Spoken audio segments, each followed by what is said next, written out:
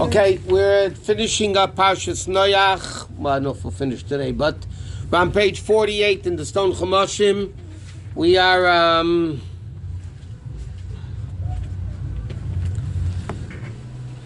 Pasuk Zayin. 5 lines to the end of the page. 48. Okay, last time we learned that when they built this Babylonian tower, Hashem came down to check it out. Remember, we learned the lesson that when you want to, things are happening, just don't go by hearsay. You have to check it out yourself and make sure it's true, the negativity, and you don't just rely on gossip and things like that. Okay, so now Hashem says like this, let's go down. And again, this is the humility of Hashem, that he's speaking to the malachim, he's speaking to the angels. Let us go down. He's talking to the angels. I'll explain to you why in the angels in a second. And let's mix up their language. Let's confuse their languages. That no man will understand the language of somebody else. 50%. Okay, so he says like this. Let's go down. He says to the Malachim in charge of the 70 nations. Because now what he's doing is making one language, Hebrew, into 70 languages. Right? So he's saying, let us go down, and together with the angels, you're in charge of these countries. Every country has its angel that's in charge of it. And he said, let's go down and let's mix up the language. But if they were all of one language, they all spoke Hebrew, how could they be different languages for different nations? Yeah, but they all spoke the same language until now.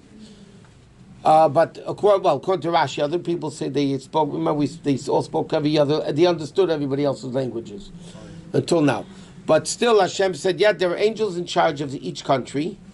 But now until now the language was the same. Hashem said, now we're going to mix up the languages. Every angel is going to teach that nation that language.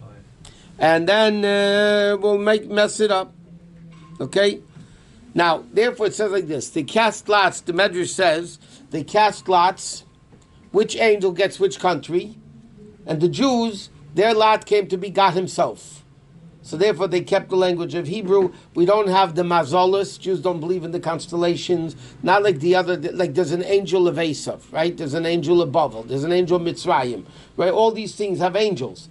But Jews... There's only 70 angels, that they ran out of angels for the Jewish people? Or? Yeah, they ran out of angels. No, because God said, they're mine. Chelek Hashem Amoy. Hashem said, no, these are mine. I'm not... Pick them first. Right. Okay. Now, what does it mean? Let's confuse. Some people say Novla means the language will be confounded by us just being there, that they shouldn't understand, nobody else. In other words, the Rashi says, one asked for a brick, the other guy didn't understand, so he brought him lime. He got angry at him, he killed him. In fact, the Gemara is going to say, the Medrash says, at this time, this whole thing now that happened, half of the world's population was killed, the Medrash says. Half of the world's population was killed. Okay? That's what it says. Pirkei Rabbi Elazar, frustration became so great in light of lack of communication. Everybody took a sword, they fought, and half the world, the Medrash says, fell by this happening over here. Okay, so what did Hashem do basically? Their power and strength of fighting evil was their unity. They were united, right? They all joined together. So Hashem said, how am I going to undo them? By separating them. So Hashem separated them through the language, that then they weren't united anymore. Okay? Now, Vayafetz Hashem Eisa Misham Apnei Chol Haaretz. So therefore, you were centered. Remember, they came to Babel. There was a place where everybody could live. So Hashem now spread them out. That's not really what Hashem wanted. Hashem wanted people to civilize the entire world. So it says, as Hashem now, after this, Hashem spread them out Apnei Chol Haaretz. And therefore they stopped building the city, because Hashem spread them out all over the place. So their unity was stopped. They couldn't even complete the thing. Now, the Medrash says, interesting thing. What happened to this Migdal Bavel? What happened to this tower? So what Medrash says like this. A third sunk into the ground, a third was burnt, and a third is still standing. Okay? And it says even that bottom third was so tall that when you went up, it looked like the palm trees looked like grasshoppers. They were so that how tall even a third of the building. And it brings down that the Gemara says archaeologists discovered the remains of what apparently a gigantic tower in Barsipa, an area contiguous with Bavel. It could be that's what they found. Actually, eventually it sunk into the ground, but they found something there. Right, were there any giants left after the Babel?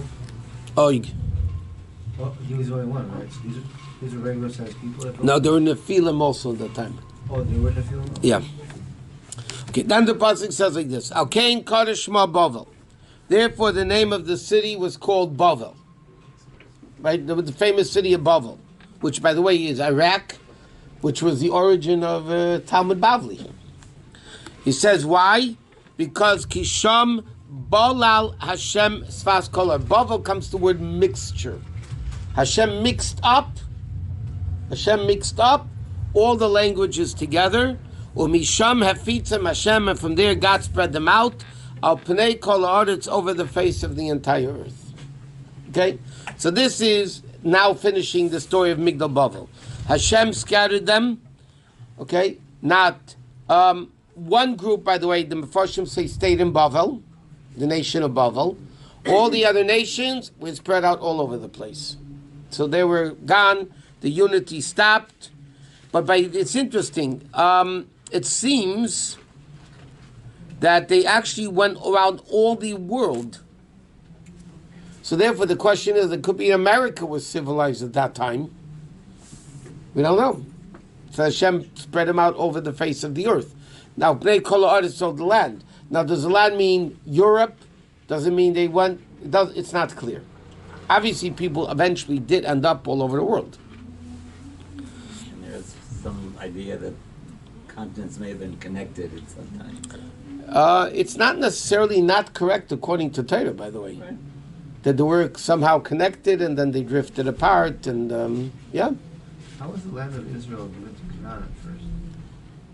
Well, first it was given a promise to Avraham Avinu. He said, this land I'm going to give to you.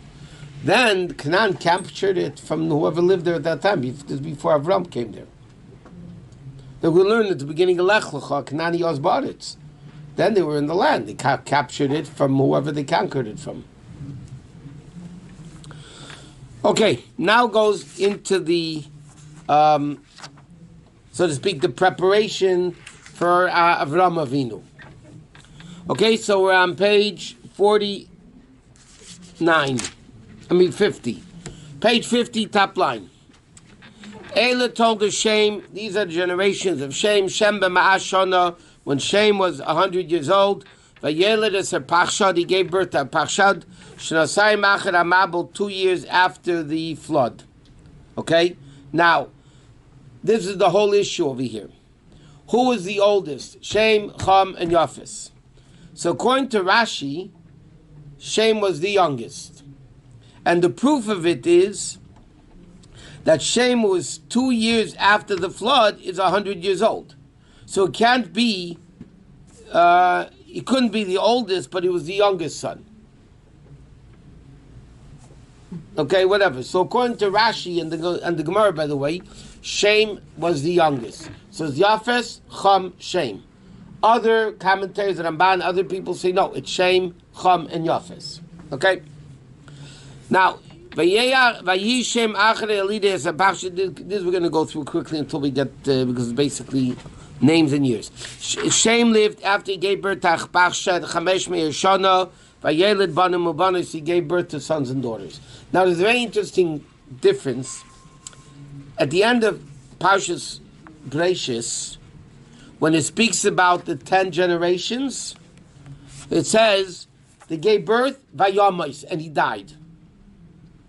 By all the 10 generations between Adam and Noach, the pasuk says,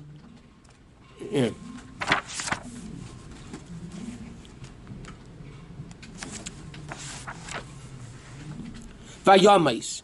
Yemei Yered, Vayomais. Chanoich, Vayomais. He died. Here it doesn't say by any of these 10 generations they died. It's interesting. They didn't die. What do you mean they didn't die? So the commentaries explain that they did die, but because they had children that remained alive. See, the guys before the flood, eventually everybody died. There was no permanency to them having children. But now, they kept going for eternity. So therefore, Vayele Banim Avanes, okay, that doesn't say they died because they basically populated the world. Okay? Another thing is, when Noach, the flood happened, everybody died. But by these guys, the Sephorna says, the forebears of Dejan was still alive when the major event of their era occurred when Avraham Avinu was born. Remember we learned Noach was still alive when Avraham Avinu was born. Avraham Avinu died when Noach was, Noach died when Avraham was 58. Because Avraham was Noach years, 58 years when Noach died. Okay?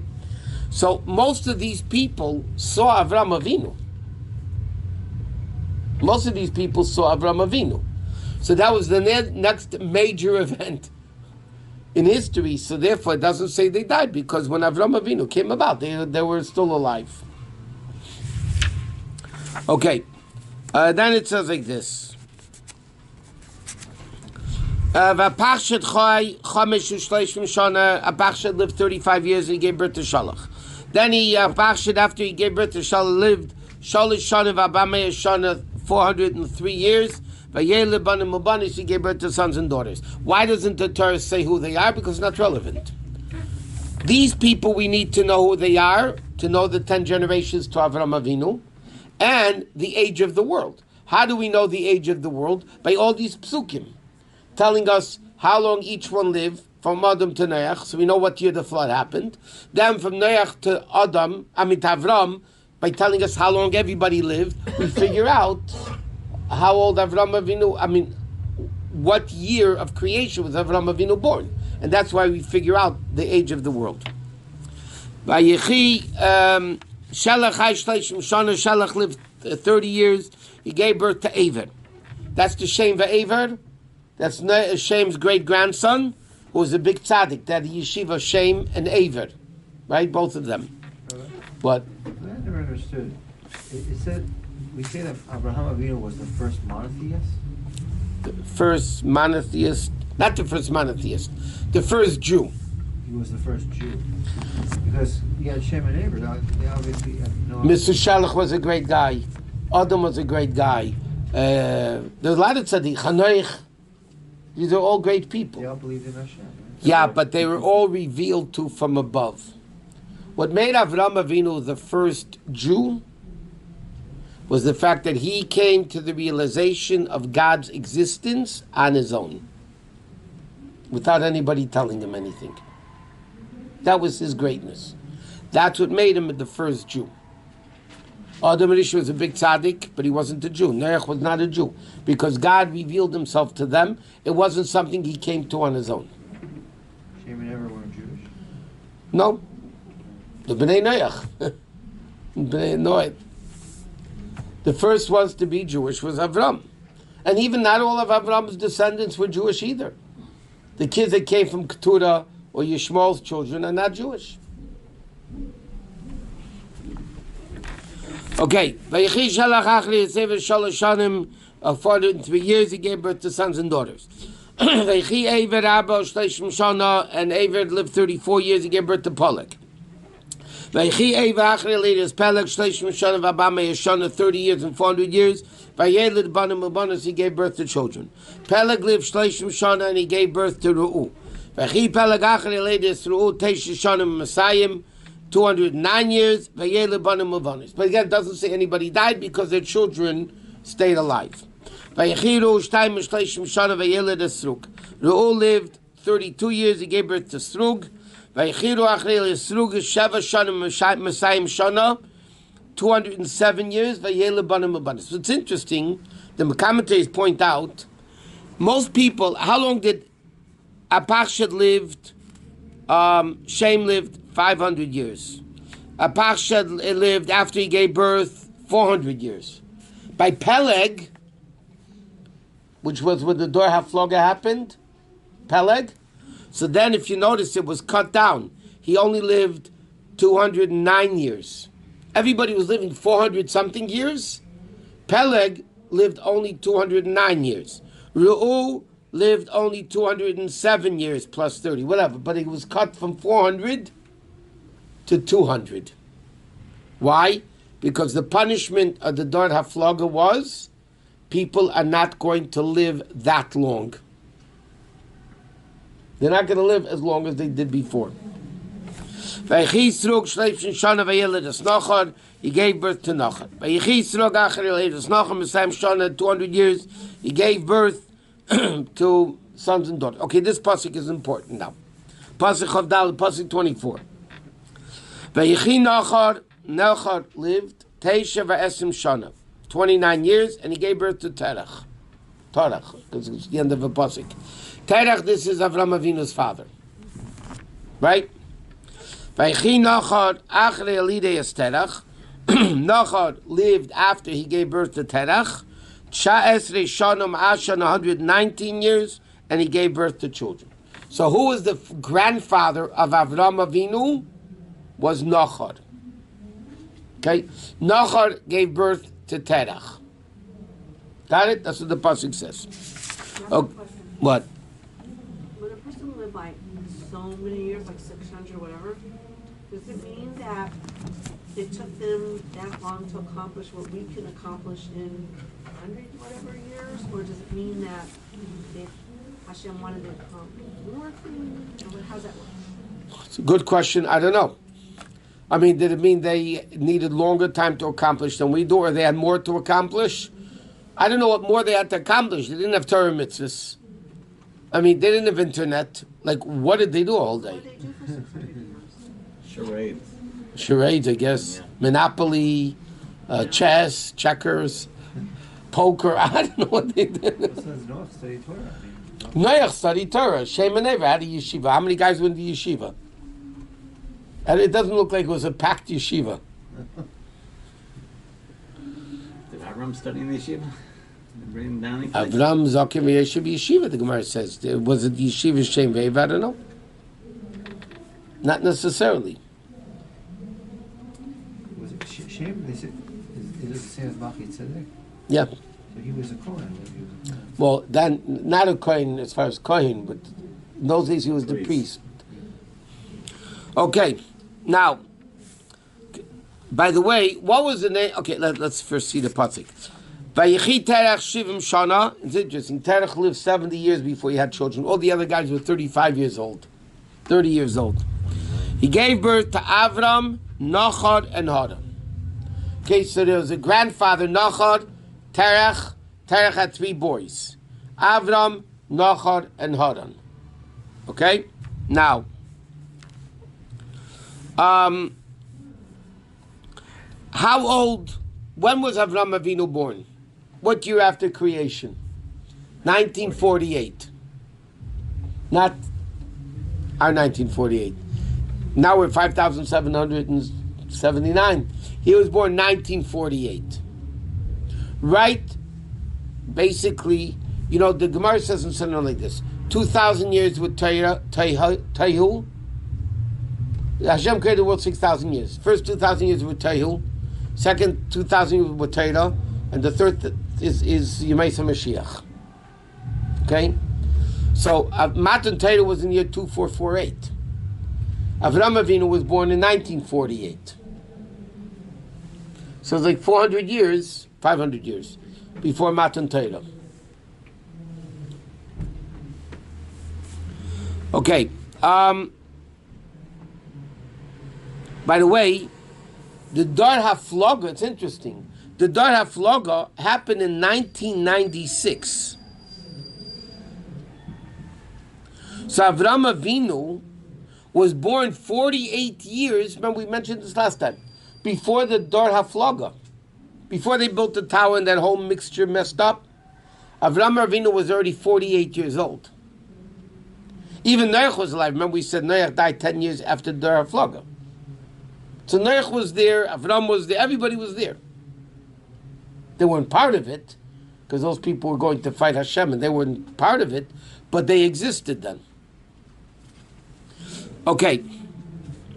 Now, initially, Avram's name was Avram, which means Avram. Av is father. Huh? Father. To Ram is Aram, because he lived in Aram Naharaim. Okay?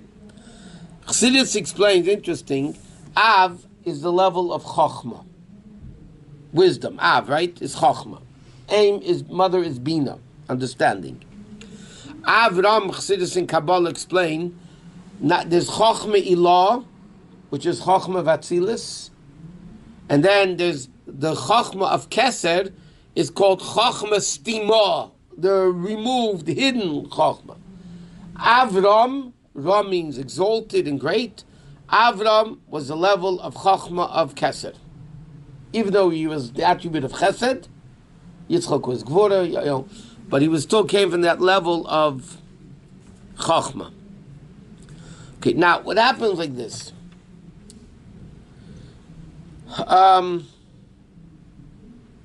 The Medrash says another interesting things. Shem ve'Aver were good. Why didn't they get the people not to worship idols? I was wondering the same thing about Noach too. Noach was not a Chabadnik. Noach was a tzaddik in pelts, with the fur coat, the ghetto leaders. But it says, he brings down like this. It may be, the Ravid says, they protested against idols, but the people merely hid them. When they came around, the people hid their idols. Avram, however, destroyed the idols. Alternatively, he brings on another opinion. Shem and Ever lived in Canaan, where they taught the way of God, while Avram activities against idol was in Babel. When Avram came to Canaan, where Shem and Ever were, he surpassed them in spreading Yiddishkeit. But they were doing it in Canaan. The main idol worshipping at that time was in Babel, and that's what they did. Okay, so now it says like this. The Medrash says, Avram was worthy of being created before Adam. But God reasoned, he may sin, and there's not going to be anybody after him to fix it. Like this, Noach messed up, Avram fixed it. But if Avram was born first and he would sin, who's going to fix him up? Not Noach and not Adam would be able to. So he says, I'm going to create Adam. Hashem said, then if he sins, Avram will come and figure it out. Now there's a very interesting riddle that they always ask kids, but it's really a clear-cut Gemara. Well, Avram Avinu's father was Terach. What was his mother's name? Isn't it Baba Basra? Yeah, very good. Tzadik Aleph. The name of Avram's mother was Amasla Bas Carnival. Amasla, the daughter of Carnival. That was Avram Avinu's mother's name. Again, why is it mentioned in Chumash? Because it's not relevant who his mother was.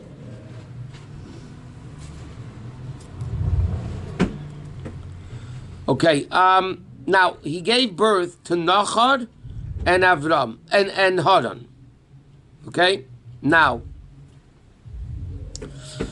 according to this, it's in chronological order: Avram, Nachor, and then Haran. But the Gemara says Avram was at least a year older than Nachor and 2 years older than Haran, which is a very strange thing. In this, you're going to see really weird things. Okay, let's do the next few psukim, and then we'll try to make sense of this whole stuff. Okay, Ve'ela told us Terach. These are the generations of Terach. Terach Helid as Avram, Nachor, and Haran. Right, the three sons of Terach. And Haran gave birth to Lot. So Lot was Avram's brother's son. Correct? Okay, now, Vayamas Haran al Pnei Terech Av Bereishis Miladut Biur Kastim. Haran died while his father was alive. Why did he die? Okay, everybody knows the story, the way the famous Medrash, Terech was an idol worshiper. Avraham didn't believe in idols. Terech was once not feeling well. He told Avraham to man the idol store. Avraham went to his mother and said, make me some food. He brought the food, and he says, what did he do? He put it in front of, what he did was, he destroyed all the idols. He killed all the, broke all the idols. And then he took the axe, and he put it in the hand of the biggest idol. Okay? And he put the food in front of the biggest idol. Terech came back to the store. He said, what's going on over here? What happened? So he said, a lady brought food for the idols, and they started fighting. And the strongest, biggest one, killed all the other idols.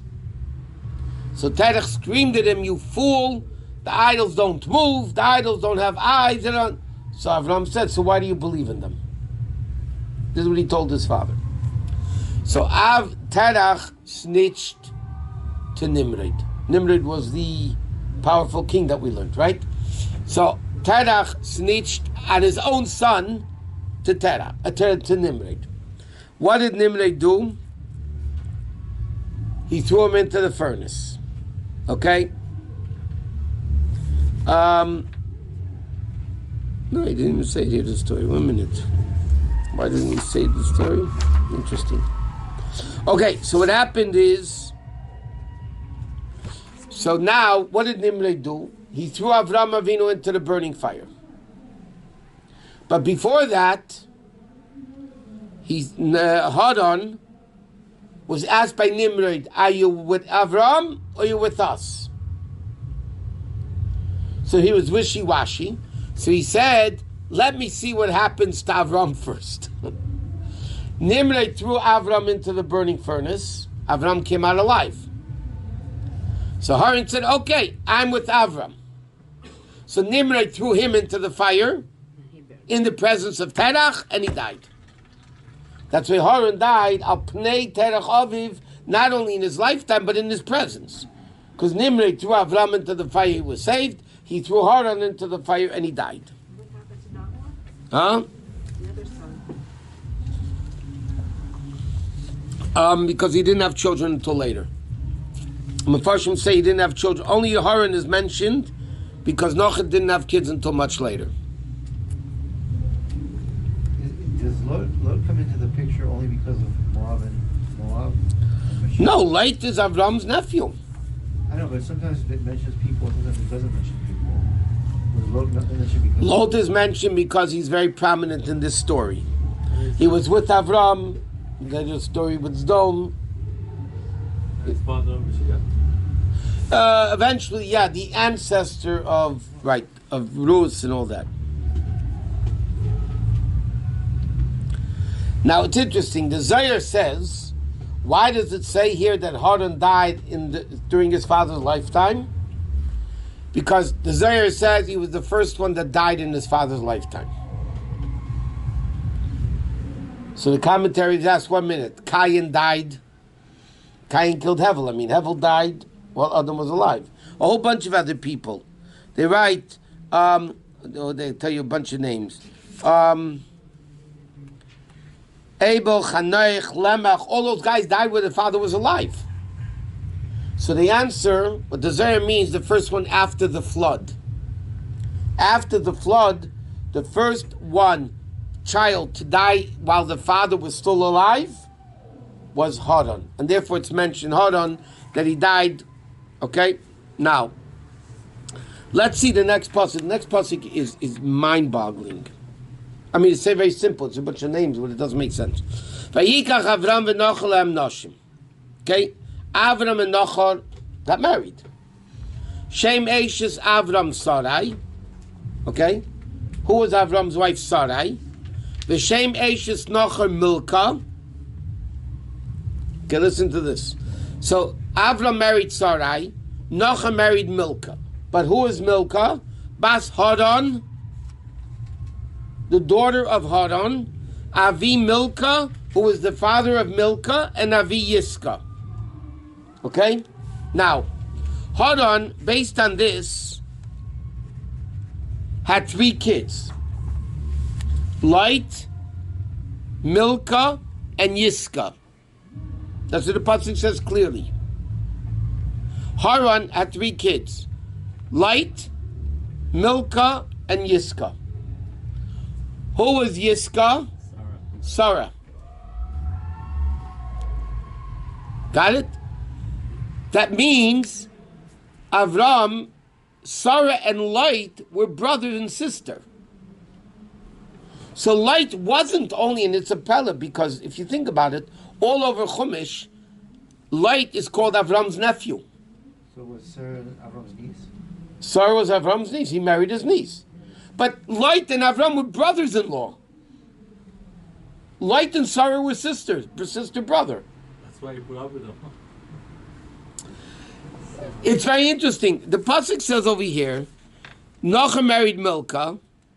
Okay, who is Milcah's father? Bas Haran Avi Milcah Avi Yiska, which means like this: 2 brothers, Avram and Nachor, married 2 sisters, Milcah and Yiska.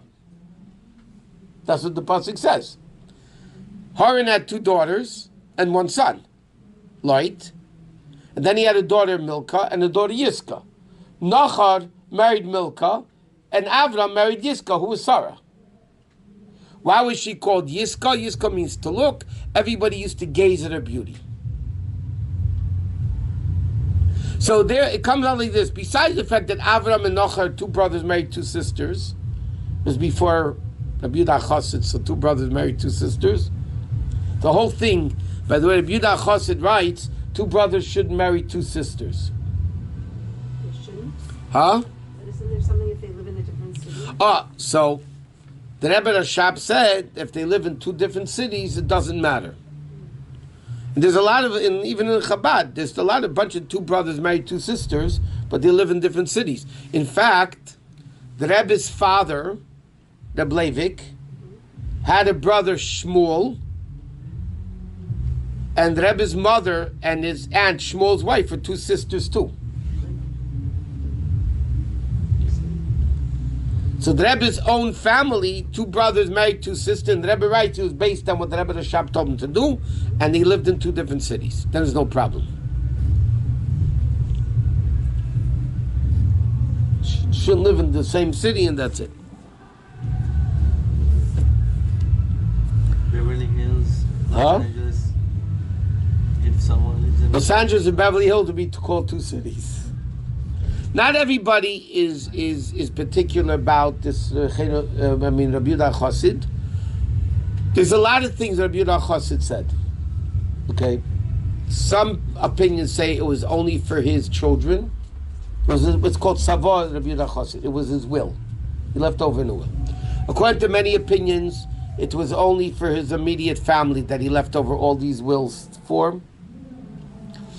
Other people say no, it's for everybody. Certain things we keep, by the way, certain things we don't keep.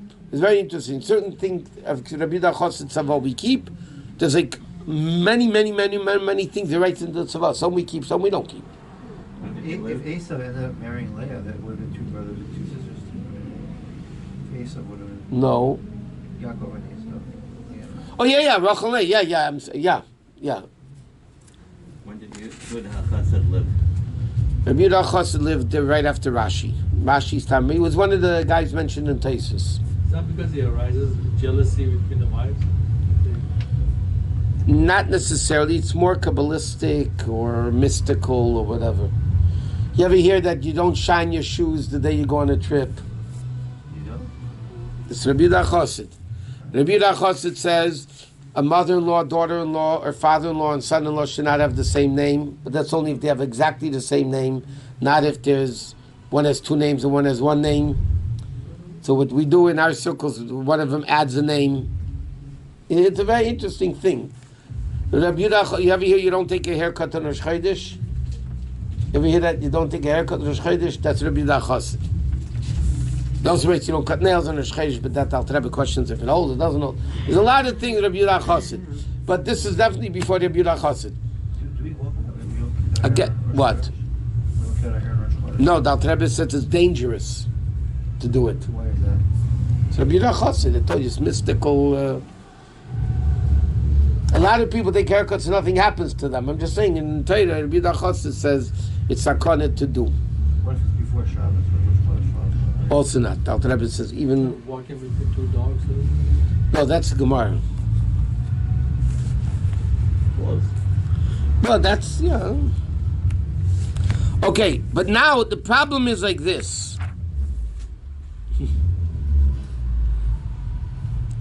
Avraham, how much was Avraham older than Sarah?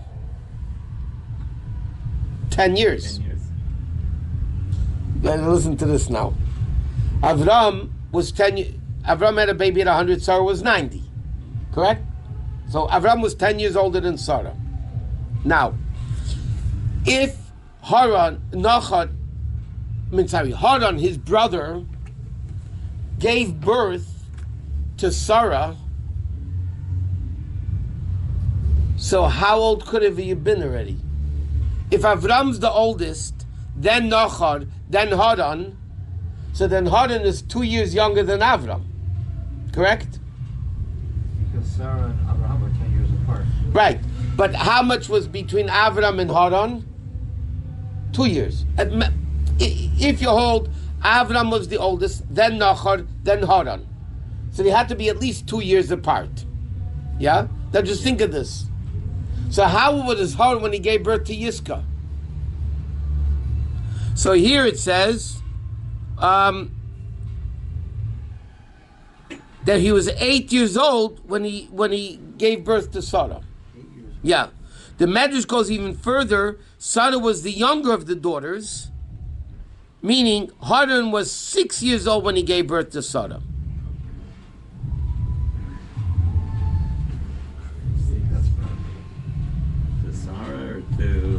No, it says Haran was 6 years old when he begot Sarah. So therefore, there are opinions that say no, Haran was older than Avram. Now, normally the pasuk is Avram, Nachar, Haran, which simply means Avram's the oldest, then Nachar, then Haran. But based on that, the Mefarshim explained that it's a problem because he was either 6 years old or 8 years old when he gave birth to Sarah. Maybe they say that because he's more important. That's why it's mentioned first. Yeah, so that's what I'm saying, exactly what you're saying. So the Mefarshim explain why is Avram mentioned first, not because he was older, because he was prominent.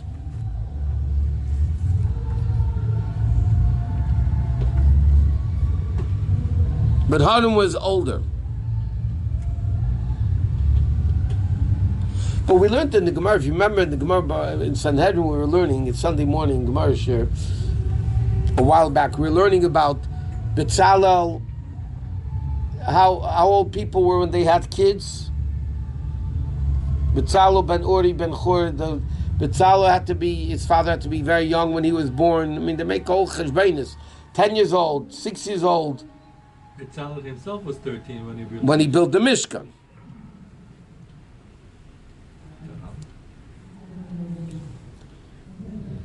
But if you make a 13. But if you make a cheshbon, Betzalel ben Uri ben Chur. Right?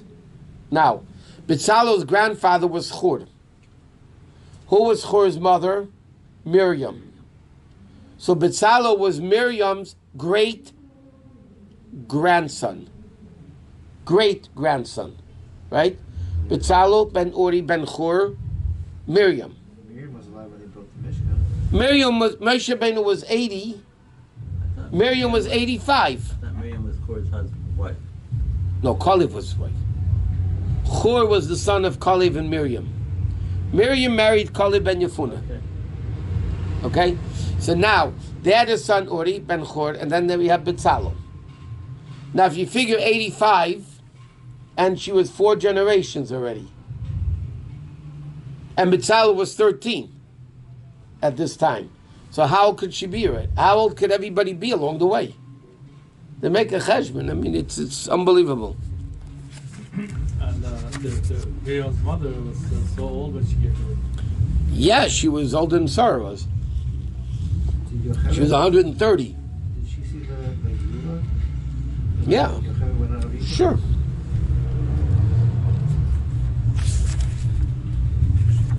I think Yocheved went into Eretz Yisrael. Yeah, I mean, she divorced her husband, but she went into Eretz Yisrael. Okay, so this is what's going on here with Avram. She's in like Egypt. Huh? How old must Yocheved been? She's of Egypt. Going to 10, right? Make a cheshbon. She was 130 when she went into Egypt. They were there 210 years. Well, she was born on the Great Period. Right. And the Jews were in Egypt 210 years. So she was 210 years old. When the Jews left Egypt, she was 210 years old. Right? Okay. It says she left Egypt because it says that Amram and Yocheved had to divorce at Matan Torah. When the Torah was given, it was forbidden for an uncle, a nephew to marry an aunt. An uncle is a Torah law. An uncle can marry a niece, but a nephew cannot marry an aunt. Now, Avraham and Yocheved, Moshe's parents, was a nephew with an aunt. He took Yocheved Doidasei, correct? So when the Torah was given, he had to divorce her. Yeah, it's interesting. Amram and Yocheved's passing aren't mentioned in the Torah. Yeah, No. Does it say where they passed away? No. Where and when?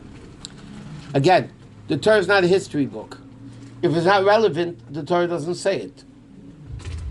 It's not relevant for the Torah to say when they died, how they died, where they died.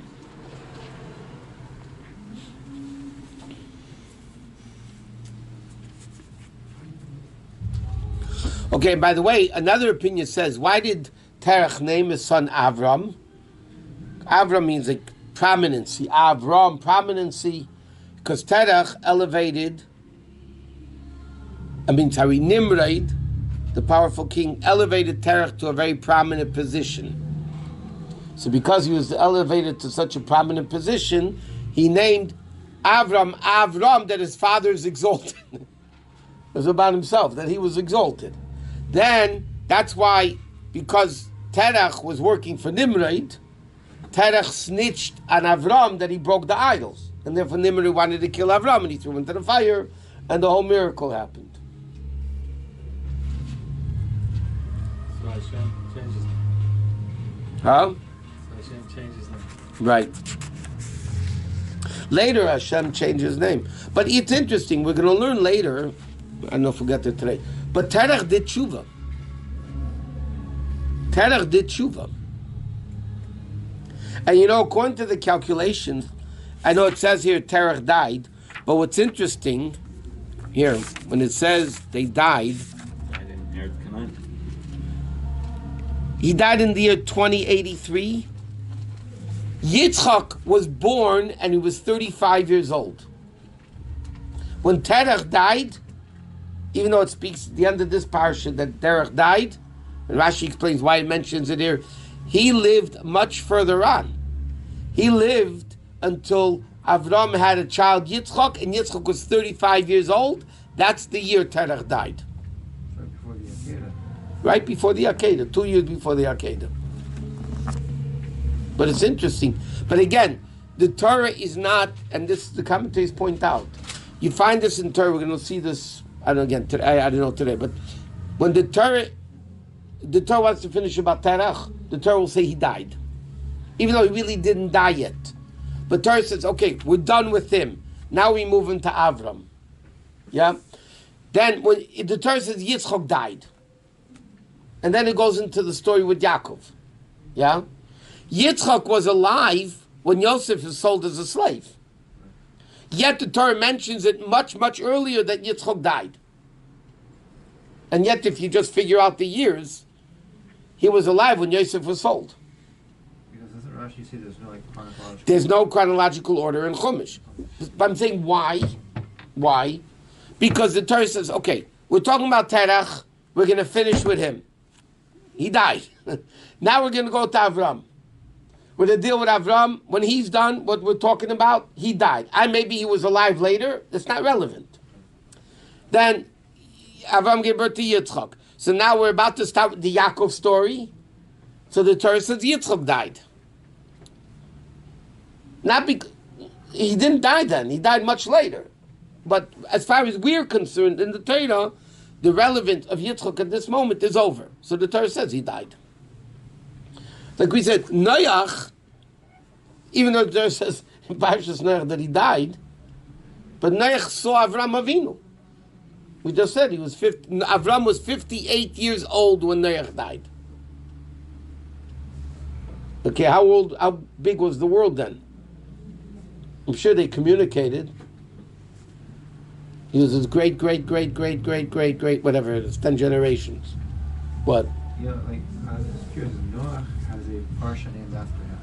There's many other tzaddikim, like Moshe, Avraham, Yitzchak. The whole Torah is named by Moshe. Zichur Torah's Moshe. But there's no Parshat, it's called like Moshe per se, right? You know, Noach is a halbet tzara, like they say. Why is there a Torah called Bilam? Balak. Yeah. Balak. Why? Korach. Okay. Yisrei. Think about it. The Torah has names. Balak was the guy that hired Bilam to curse the Jewish people. There's a whole parsha named for him. When we get there in about 12 years, we'll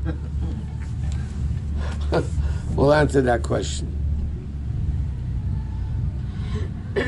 Okay, next.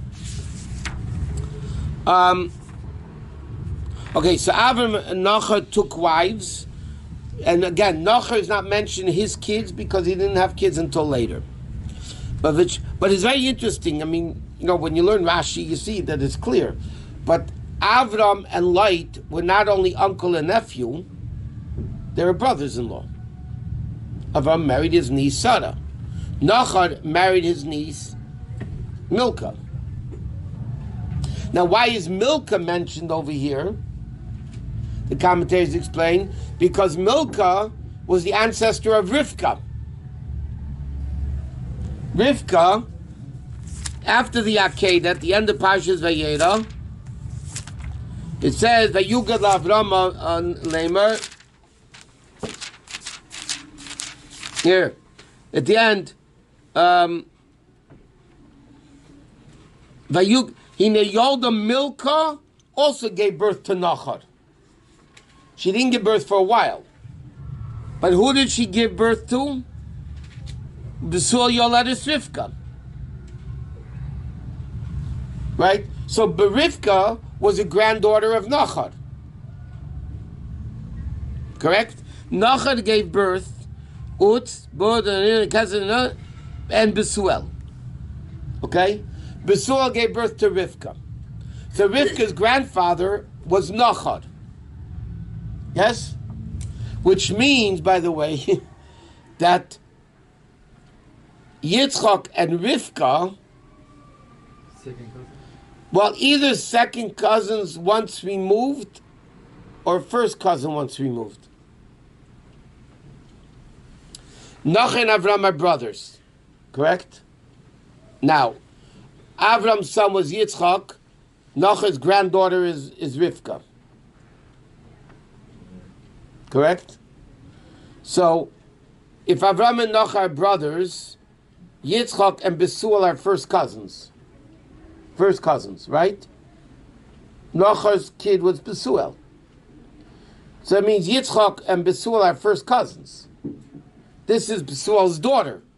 So it's called first cousin once removed. So it was all in the mishpacha. And then the second cousin, right? No, it's called first cousin once removed. He married his cousin's kid. He married his cousin's kid.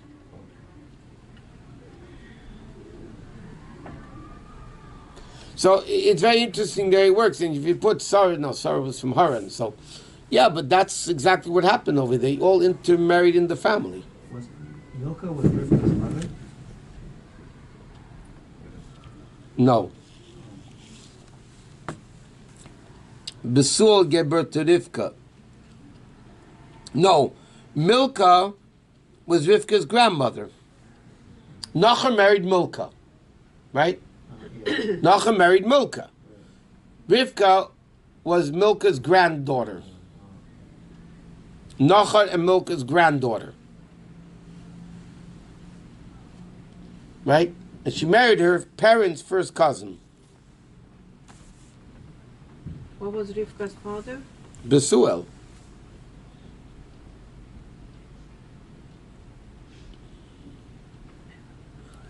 And Lavan was the brother. So Yitzchak and Lavan, by the way, were first cousins. No. Yitzchak and Lavan were first cousins once removed. Like Yitzchak and Rivka. His cousin's kid. They're also brother-in-laws. Yeah, at least they had similar mothers-in-law. Wasn't too bad.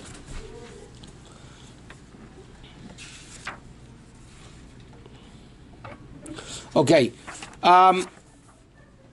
Pasuk Lamed. Vatihi Sarah Yakara Elo Velad. Sarah was barren and she had no children. Okay? Now, what's interesting over here, the Torah is repeating itself. It says she was barren and had no child.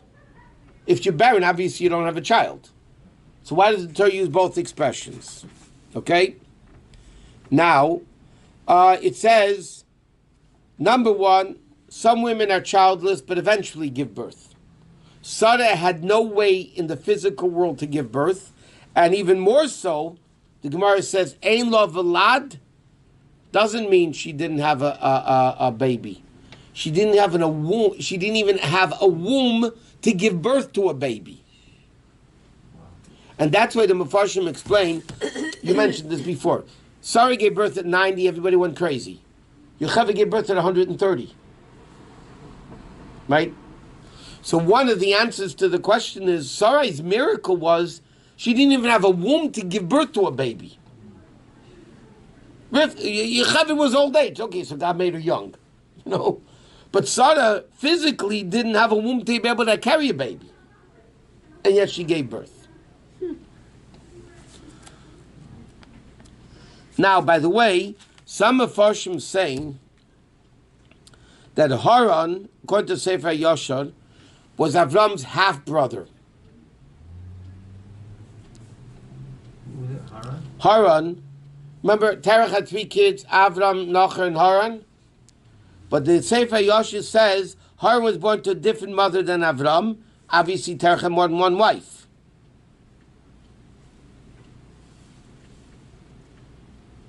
And therefore, when Avram said about Avimelech, about Sarah, she's my granddaughter from my father's side, but that's why but not from the mother's side, because it was a different mother.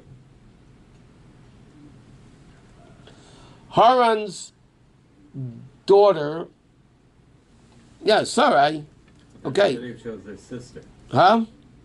I thought Abraham said When he Sarah told was his Abimelech, sister. she's my sister. Yeah, but then he said, how do you say you're my sister? He said, because she's my brother's granddaughter. And people call their granddaughters daughters. That's what it says. But he says, she was the granddaughter of my father, but he didn't say the granddaughter of my mother, not the daughter of my mother.